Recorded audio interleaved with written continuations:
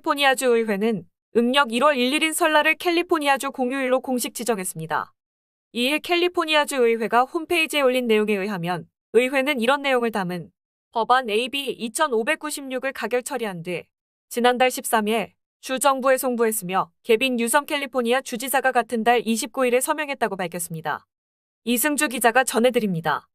법안 AB 2596 법안은 음력 1월 1일을 설날로 공휴일로 지정하는 동시에 설날에 주 공무원들이 8시간의 공휴일 휴가나 보상 휴가 등을 사용할 수 있도록 하는 내용입니다.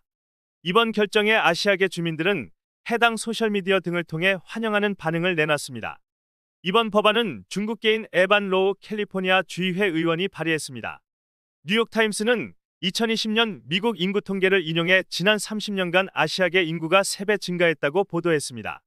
한 통계에 의하면 아시아계 인구 급증에 따라 미국 내 아시아계 인구는 약 2천만 명으로 미국 전체 인구의 약 6%로 추산된다고 발표하기도 했습니다. 한편 로이터 통신에 따르면 당시 빌 드 블라시오 뉴욕시장은 아시아계 유권자에게 공약한 대로 지난 2015년부터 음력설을 뉴욕시 공립학교 휴교일로 인정했습니다. 한편 유섬 주지사는 법안 서명 뒤 배포한 성명에서 설날을 주 공휴일로 지정함으로써 아시아계 미국인들이 캘리포니아주에 가져온 다양성과 문화적 중요성을 인정하고 캘리포니아 주민들이 음력설에 참여할 기회를 제공할 수 있을 것이라고 밝혔습니다. 이상 뉴스는 KUMC TV 뉴스입니다. 이승주 기자입니다.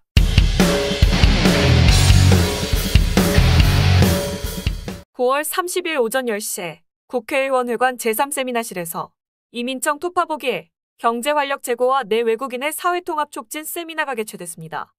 총 3회로 진행되는 이민청 토파보기 세미나는 국회법제사법위원회 소속 시대전환 조정훈 의원실이 주최하고 법무부와 이민정책연구원이 주관했습니다.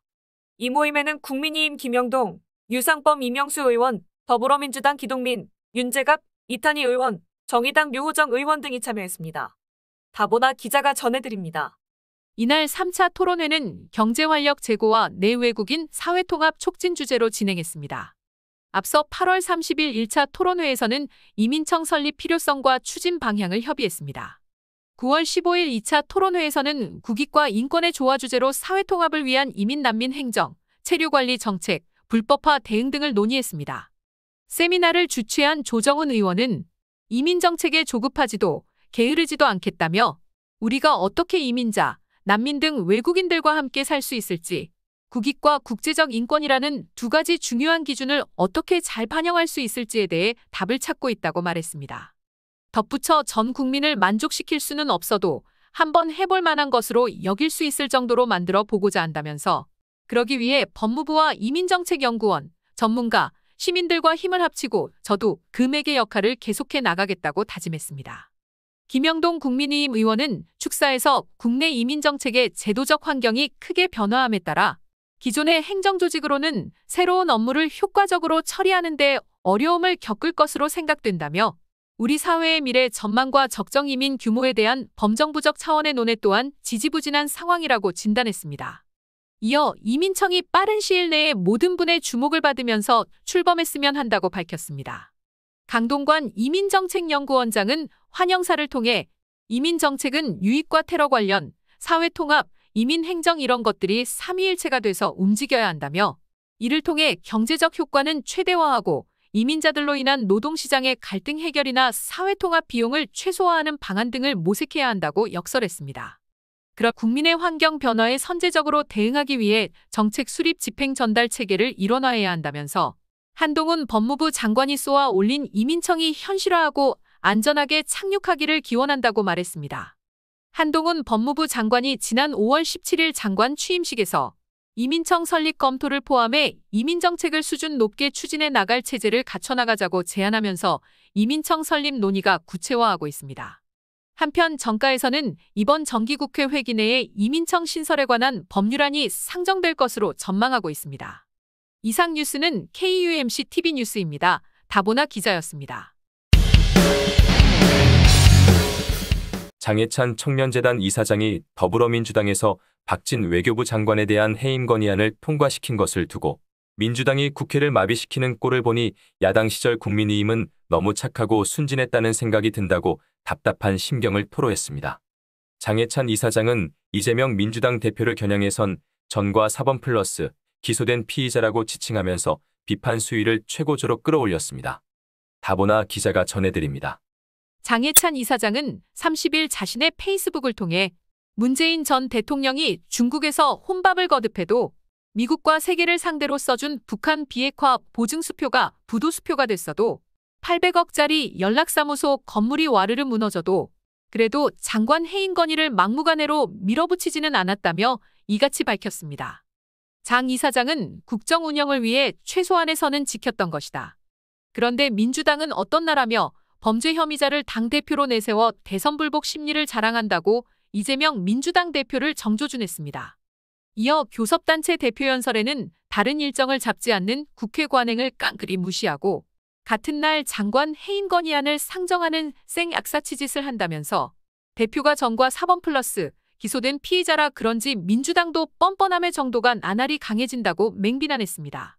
그러면서 이따위 야당을 보고 있으니 과거 야당 시절 국민의힘이 순해도 너무 순했다는 생각이 들 수밖에 없다며 그래도 설마 야당이지만 국익을 고려하겠지라는 나이브한 인식으로는 민주당을 상대할 수 없다. 국익을 안중에도 두지 않는 파렴치한 정당이라는 사실을 똑바로 인지하고 대응해야 한다고 강조했습니다. 전날 민주당은 국민의힘의 반발에도 박진 외교부 장관 해임 건의안을 강행 처리한 후 국민적 명분이 분명했다며 절차적 정당성에 문제가 없다고 밝혔습니다. 이와 함께 민주당은 해임 건의안과는 별도로 윤석열 대통령의 사과와 인사조치를 촉구하기도 했습니다. 박홍근 민주당 원내대표는 본회의에서 해임 건의안이 통과된 직후 취재진과 만나 엄중하고 무거운 마음으로 안건을 처리했다면서 우선 장관 해임 건의안 처리는 절차적 측면에서 국회법을 철저히 준수했기에 이와 관련해 문제는 없다. 절차를 떠나 국민적인 명분도 분명하다고 말했습니다. 박 원내대표는 이제 최종적으로 인사권자인 대통령의 판단이 남아있다며 대통령께서 70% 가까운 국민이 이순방 외교의 잘못을 꾸짖고 있는 상황을 결코 가볍게 받아들여선 안 된다고 윤석열 대통령을 압박했습니다. 이상 뉴스는 KUMC TV뉴스입니다. 다보나 기자였습니다. 과거 우리나라는 마약 청정국으로 불렸죠. 하지만 이제는 마약 신흥국이자 마약 위험국으로 불리고 있습니다. 어느 정도냐면 최근 5년간 적발된 마약 밀수량이 2톤을 넘어섰는데요. 이게 돈으로 따지자면 2조 원어치가 된답니다. 최근에는 유명 작곡자이자 방송인이자 사업가인 돈 스파이크가 필로폰 투약 혐의로 구속됐습니다. 더구나 가장 가격이 비싸다는 필로폰의 가격 낮아지면서 1회분에 24,000원까지 거래가 낮아지면서 2030 세대까지 약물에 중독되어가는 한국이 되어가고 있습니다. 다보나 기자가 한국의 마약 거래에 대한 당국의 적발 정책과 근황을 소개해드립니다.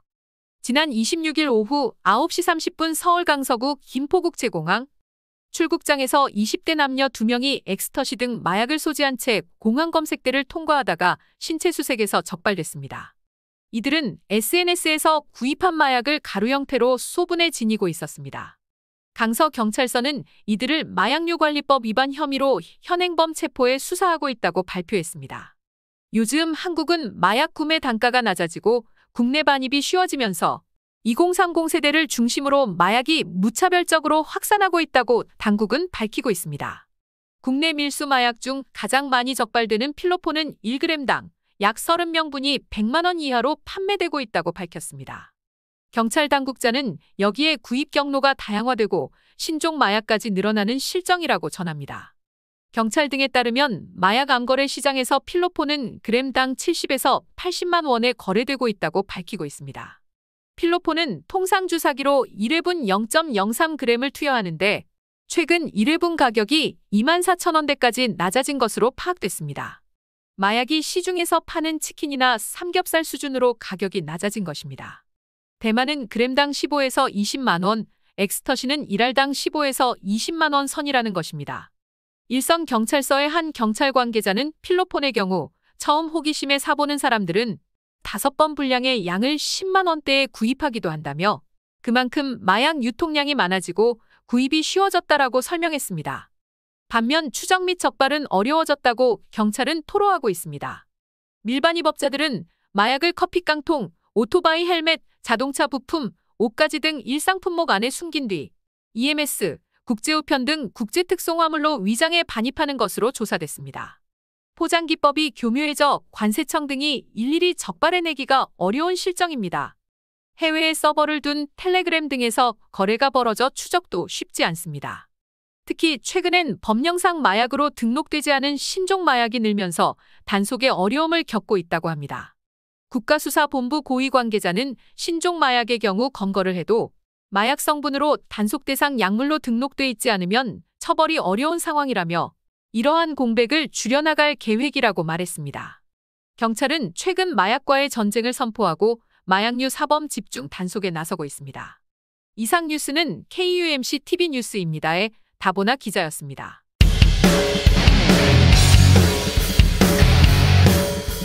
최서원 씨가 미국 방위산업체인 로키드 마틴사와 결탁해 정부의 무기 계약 체결에 영향을 미쳤다는 주장을 한 더불어민주당 안민석 의원이 허위사실 유포에 의한 명예훼손 혐의로 검찰에 넘겨졌습니다.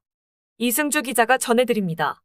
경기 오산경찰서는 최근 안 의원을 기소 의견으로 검찰에 송치했다고 26일 밝혔습니다. 안 의원은 지난 2016년 11월 라디오에 출연해 지난 6월 최 씨가 로키드 마틴 회장과 만난 것으로 알고 있다고 주장하면서 최 씨가 사드 도입에 관여했다는 의혹을 제기했었습니다. 안 의원은 이 밖에 독일 검찰이 독일 내 최순실 재산을 추적 중인데 돈 세탁 규모가 수조 원대라는 주장도 했었습니다. 이에 최 씨는 구속수감 중임에도 지난 2019년 9월 안 의원을 고소했습니다. 최 씨는 당시 고소장에서 독일 검찰이 독일 내 최순실 재산을 추적 중인데 돈 세탁 규모가 수조 원대다. 박정희 전 대통령 사망 이후 재산이 최태민 일가로 흘러들어가 최 씨 재산 형성에 기여했다는 등의 안 의원 발언이 모두 거짓이라고 주장했습니다. 경찰은 최 씨와 로키드 마틴사를 연결짓는 안 의원의 이러한 발언이 허위사실에 해당한다고 판단했습니다. 다만 돈 세탁 규모가 수조 원대 등 독일 관련 발언에 대해서는 사실관계 여부가 확인되지 않아 이번 송치 내용에서는 빠진 것으로 알려졌습니다. 경찰은 안 의원의 독일 관련 발언의 사실관계 여부 확인을 위해 독일 수사당국에 공조를 요청한 상태라고 밝혔습니다. 이상 뉴스는 KUMC TV 뉴스입니다. 이승주였습니다. 대통령이 영국을 방문하던 중에 한 외국 참전용사에게 엘리베이터 문 닫힐 때까지 90도 인사를 드리는 모습이 포착되어 많은 화제를 낳기도 했습니다. 과연 그 인사는 누구였을까 하는 의문을 풀어드리겠습니다. 김경화 앵커가 취재했습니다. 윤석열 대통령이 19일 만났던 화제의 인물은 영국 런던에서 올해 88세의 한국전 참전협회 회장인 빅터 스위프 씨였습니다. 윤석열 대통령은 이날 영국 한국전 참전용사협회 회장에게 국민포장을 수여하고 덕분에 오늘날 대한민국이 있게 됐다며 감사의 뜻을 표했습니다. 윤 대통령은 이날 런던 웨스트민스터 사원에서 열린 엘리자베스 2세 여왕의 국장에 참석하고 이어 인근에서 조문록을 작성한 뒤 한 호텔에서 스위프트 회장을 만나 포장 수여식을 진행했었습니다. 스위프트 회장은 1934년생으로 당시 영국 육군 왕립 전자기계 공병군단 소속으로 한국전에 참전했으며 후크고지 전투 등에서 사투를 벌였다고 알려졌습니다. 윤 대통령은 스위프트 회장에게 국민포장 증서를 수여한 다음 오른쪽 가슴에 메달을 달아주고 꽃다발도 전달했습니다. 윤 대통령은 엘리자베스 2세 여왕의 장례 행사 때문에 취임 후 처음 영국을 방문해 6.25 참전용사 회장을 맡은 우리의 빅터 스위프트 선생님에게 대한민국 국민을 대표해 감사의 훈포장을 드리게 돼 저도 매우 기쁘고 영광스럽다며 우리 대한민국의 자유민주주의와 우리를 성장과 번영으로 이끈 이 자유시장 경제는 빅터 스위프트 선생님같이 10대의 나이에 한 번도 가보지 못한 나라, 한 번도 만나보지 못한 국민들의 자유수호를 위해서 목숨을 바쳐 싸워주신 이 덕택에 오늘날 대한민국이 있게 됐다고 말했습니다. 이어 미국, 영국, 캐나다가 전 세계에서 가장 많은 청년들을 공산 침략으로부터 방어할 수 있도록 파병을 해주었기에 마침 제가 이번에 영국, 미국, 캐나다 순으로 순방을 하게 된 것도 매우 뜻깊은 일이라고 생각한다라고 강조했습니다. 윤 빅터 스위프트 선생님의 만수무강을 대한민국 국민과 함께 빈다며 대통령 시계와 홍삼 세트를 선물했습니다. 또 함께 마련한 광주요 그릇 도 추후에 전달했습니다.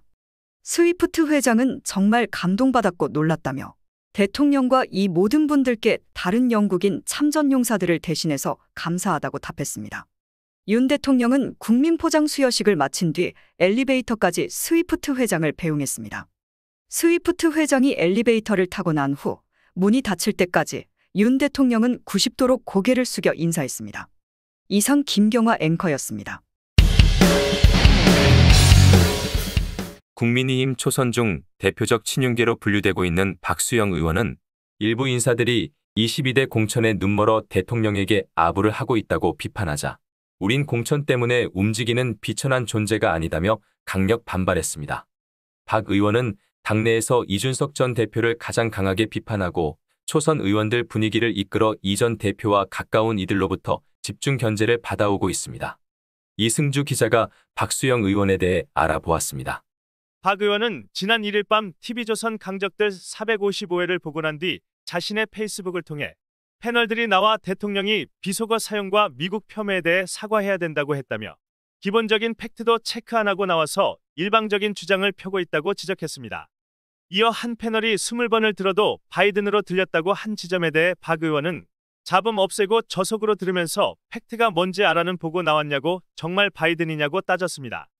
또 이상민 더불어민주당 의원과 금태섭 전 민주당 의원 등 패널들이 윤석열 대통령이 비속어 사용에 대해 사과하라고 했다며 쓰지도 않은 비속어를 왜 사과하냐고 목소리를 높였습니다. 앞서 박 의원은 모 대학 음성 전문 분석팀에 의뢰한 결과 이 XX가 아니라 이 사람들이었다며 비속어 자체도 없었다는 글과 관련 음성 파일을 올린 바 있습니다.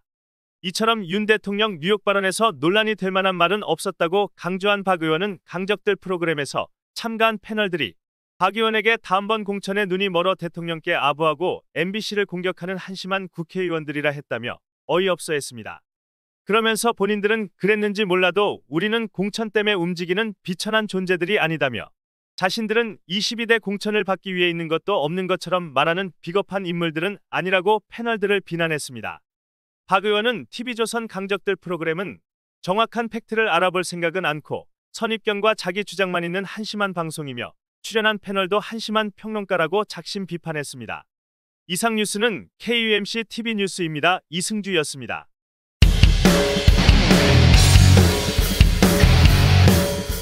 이상 KMC 뉴스를 마칩니다.